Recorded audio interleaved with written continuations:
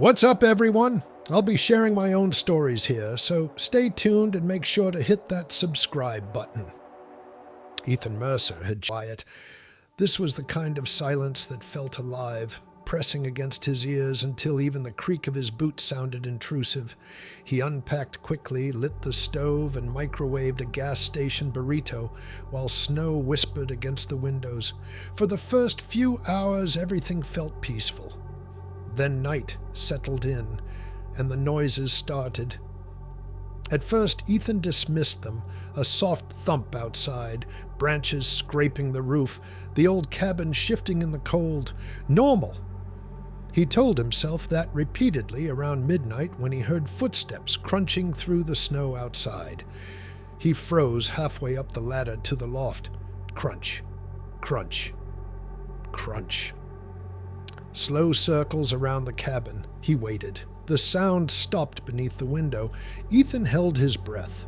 Nothing happened for nearly a minute. Then tap, tap, tap. 3 gentle knocks against the glass. His stomach tightened. Probably a branch. Had to be. Still, he climbed back down and checked the locks anyway. The windows showed only darkness and his own pale reflection. No footprints visible beyond the frost gathering on the edges of the glass. Eventually, the fear faded enough for exhaustion to overpower it. He slept badly. At 3:14 a.m., he woke to the sound of someone walking downstairs. Not outside. Inside. A slow step across old wooden boards. Creak. Another. Creak. Ethan bolted upright in the loft bed, heart hammering. The cabin below sat in darkness, except for orange embers glowing faintly in the stove. No movement. Yet he knew he'd heard footsteps.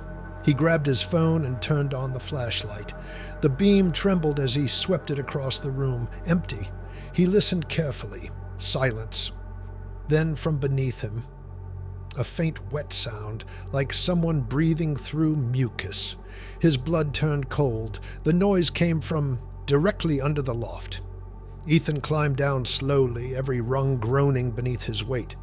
The flashlight beam drifted toward the space beneath the loft stairs.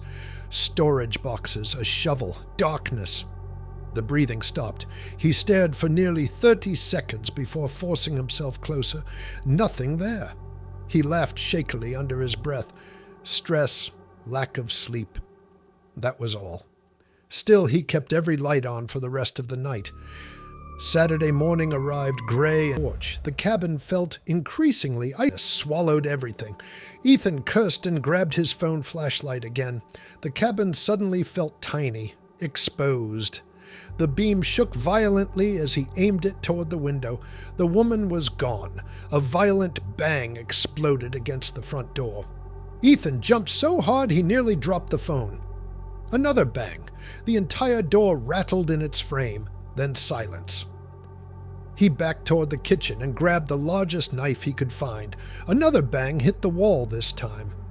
Not the door, like someone slamming both palms against the cabin exterior. Then footsteps sprinted across the roof overhead. Fast, inhumanly fast. Ethan heard nails scraping above him, something crawling. The sound circled directly over the loft, then stopped. Complete silence again. He stood frozen for what felt like forever. Minutes passed. Nothing happened. Finally, Ethan forced himself to breathe. "This isn't real," he whispered. He almost believed it, until he noticed the attic hatch above the loft bed hanging slightly open, just an inch. Blackness peered through the gap. Ethan stared at it, unable to move. He was absolutely certain it had been closed before. A faint creak drifted from above, something shifting its weight. Then came the breathing again, wet, slow, directly overhead. Ethan ran. He grabbed his keys and burst through the front door into the storm. Snow hammered his face instantly. The woods blurred white around him as he sprinted toward his car. His boots slipped violently across ice. Behind him, the cabin door slammed open. He heard footsteps charging after him through the snow. Bare feet, fast, too fast. Ethan yanked open the Subaru door and dove inside. His shaking hands fumbled the keys into the ignition. The engine sputtered once, twice. Behind him, something scraped slowly across the rear windshield. Ethan looked up.